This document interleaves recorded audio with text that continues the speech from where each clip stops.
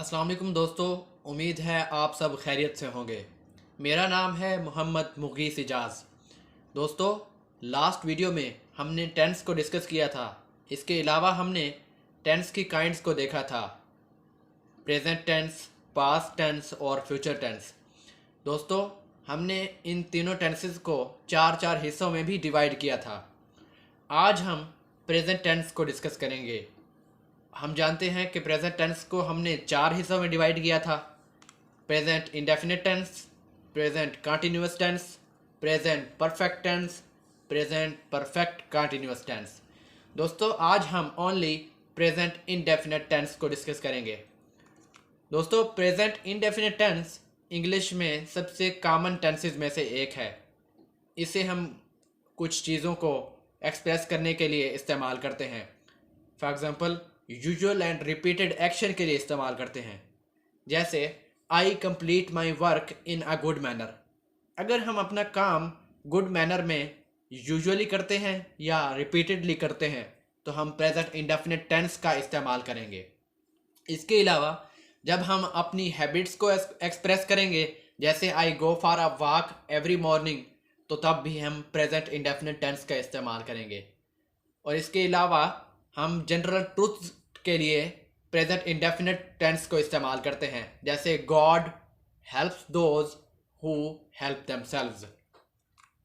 दोस्तों, वर्ब की four forms हैं और हम जानते हैं कि प्रेजेंट इंडेफिनिट टेंस में हम वर्ब की फर्स्ट फॉर्म को इस्तेमाल करते हैं। For example, he goes to school. यहाँ हमने वर्ब गो की पहली फॉर्म इस्तेमाल की। दूसरा sentence, I do not like chocolates. यहाँ भी हमने वर्ब लाइक की पहली फॉर्म इस्तेमाल की। दोस्तों, यहाँ एक बात नोट कीजिए कि गो के साथ हमने एस का इजाफा किया, लेकिन लाइक के साथ हमने एस और एस का इजाफा नहीं किया। तो इस चीज़ को हम अगली स्लाइड्स में डिस्कस करेंगे। दोस्तों, हम इस टेंस में कुछ हेल्पिंग वर्ब भी इस्तेमाल करते हैं, और वो कौन से हैं? वो हैं डू और डज। दोस्तों, हम डू और डज हेल्पिंग वर्ब्स को नेगेटिव और इंट्रोगेटिव सेंटेंसेस में ही इस्तेमाल करते हैं, ना कि पॉजिटिव सेंटेंसेस में।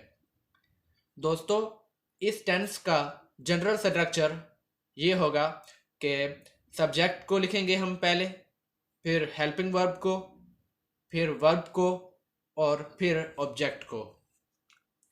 दोस्तों, अब हम बढ़ते हैं forming structure for positive sentences. इसका स्ट्रक्चर ये होगा कि हम पहले सब्जेक्ट लिखेंगे, फिर वर्ब की फर्स्ट फॉर्म लिखेंगे और फिर ऑब्जेक्ट लिखेंगे।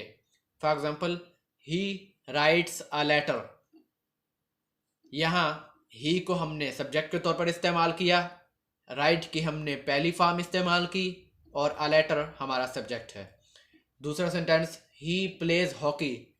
ही सब्जेक्ट के तौर पर इस्तेमाल किया गया है, प्लेज हमारी वर्ब की पहली फॉर्म है, हॉकी हमारा ऑब्जेक्ट है। दोस्तों, पॉजिटिव सेंटेंसेस के बारे में एक बात नोट कर लें कि जब इन सेंटेंसेस में सब्जेक्ट्स ही, शी, इट या सिंगुलर सब्जेक्ट हो, यानी किसी पर्सन का नाम हो, तो तब हम वर्ब की पहली फॉर्म के साथ एस या ई एस या बाज़ औक़ात हम आई एस का इजाफा करते हैं। For example, he tells a lie. यहाँ हमने टेल के साथ एस का इजाफा किया। You pull my leg. दोस्तों, यहाँ हमने पुल के साथ एस ई एस का इजाफा नहीं किया। क्यों? और इसका जवाब ये है कि हम जानते हैं कि एस ई एस या आई एस का इजाफा तब हम करेंगे जब हमारा सब्जेक्ट ही, शी, इट या सिंगुलर सब्जेक्ट हो। जब subjects I, we, they, you या प्लूरल सब्जेक्ट हो, तो तब हम एस ई एस या आई एस का इजाफा नहीं करते। Third sentence, we help the poor. यहाँ भी हमने एस ई एस का इजाफा नहीं किया क्योंकि हमारा सब्जेक्ट वी है। Fourth sentence, he helps the needy. यहाँ हमने एस का इजाफा किया है हेल्प के साथ क्योंकि हमारा सब्जेक्ट ही है। Fifth sentence, Ali catches a fish. यहाँ हमने ES का इजाफा किया है कैच के साथ। क्यों? क्योंकि हमारा जो सब्जेक्ट अली है ये सिंगुलर सब्जेक्ट है। Sixth sentence, he flies a kite. दोस्तों यहाँ हमने फ्लाई यानी उसको हमने कन्वर्ट किया है फ्लाइज में, IS का इजाफा किया है। क्यों किया है? क्योंकि हमारा सब्जेक्ट ही है। अब हम बढ़ते हैं forming structure for negative sentences. पहले हम सब्जेक्ट को लिखेंगे, फिर सब्जेक्ट के मुताबिक डू या डज का इस्तेमाल करेंगे, फिर नॉट आएगा, फिर वर्ब की पहली फॉर्म आएगी और फिर object. For example, he does not write a letter.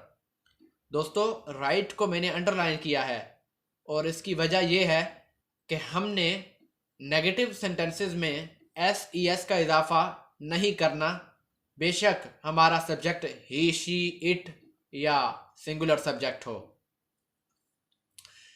दूसरी मिसाल, I do not play hockey.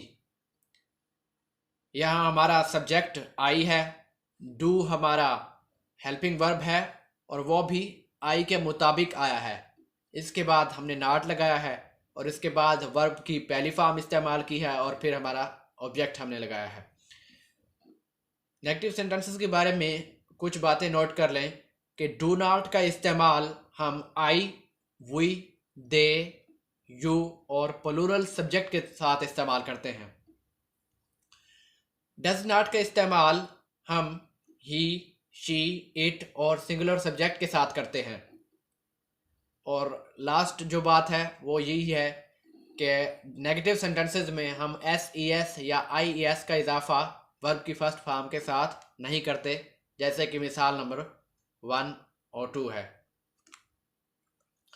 दोस्तों अब हम बढ़ते हैं forming structure for interrogative sentences. इसमें हम पहले डू या डज का इस्तेमाल करते हैं और वो भी नेक्स्ट आने वाले सब्जेक्ट के मुताबिक। इसके बाद हमने सब्जेक्ट लिखना है, फिर वर्ब की फर्स्ट फॉर्म लिखनी है, फिर object. For example, do you play hockey. यहाँ डू हमारा हेल्पिंग वर्ब है और सबसे पहले हमने लिखा है और उसके बाद हमने सब्जेक्ट यू लिखा है। हमने यू के मुताबिक ही डू का इस्तेमाल किया है, यानी अगर यहाँ ही होता या शी होता तो हम ही, शी, इट से पहले डज का इस्तेमाल करते। प्ले हमारा वर्ब की पहली फॉर्म है और हॉकी हमारा ऑब्जेक्ट है। Second sentence, does he learn his lesson. Does हमारा हेल्पिंग वर्ब है और ही हमारा सब्जेक्ट है। तो देखा दोस्तों, हमने यहाँ ही के मुताबिक ही इससे पहले डज का इस्तेमाल किया है। और इसके अलावा लर्न हमारा वर्ब की पहली फॉर्म है, हिज लेसन हमारा ऑब्जेक्ट है। इंट्रोगेटिव सेंटेंसेस के बारे में भी कुछ बातें नोट कर लें कि डू हम आई, वी, दे, यू और प्लूरल सब्जेक्ट के साथ ही हम इस्तेमाल करते हैं और डज का इस्तेमाल हम ही, शी, इट और सिंगुलर सब्जेक्ट से पहले करते हैं।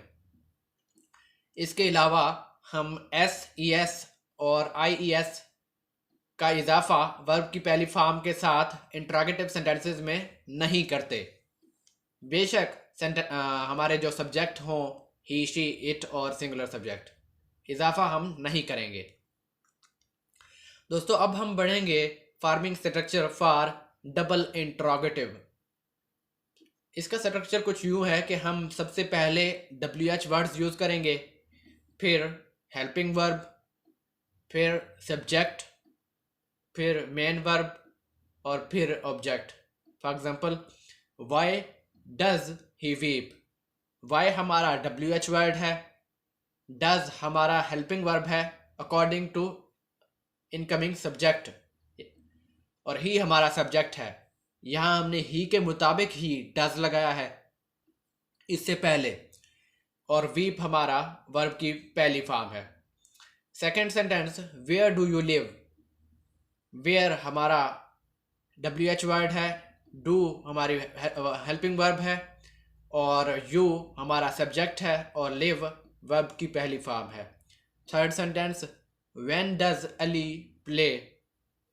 व्हेन WH वर्ड है, डज हेल्पिंग वर्ब है, अली सब्जेक्ट है और फिर हमने वर्ब की पहली फॉर्म लगाई है। Fourth sentence, where do you want to go. Where WH word है, डू हमारा हेल्पिंग वर्ब है, यू हमारा सब्जेक्ट है, वांट टू गो, वांट यहाँ मेन वर्ब है और टू गो इन्फिनेटिव है। Fifth sentence, when do you go to school.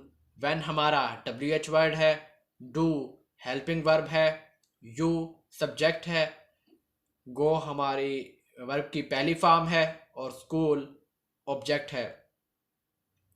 दोस्तों ये बात नोट कर लें कि WH वर्ड्स कौन कौन से हैं।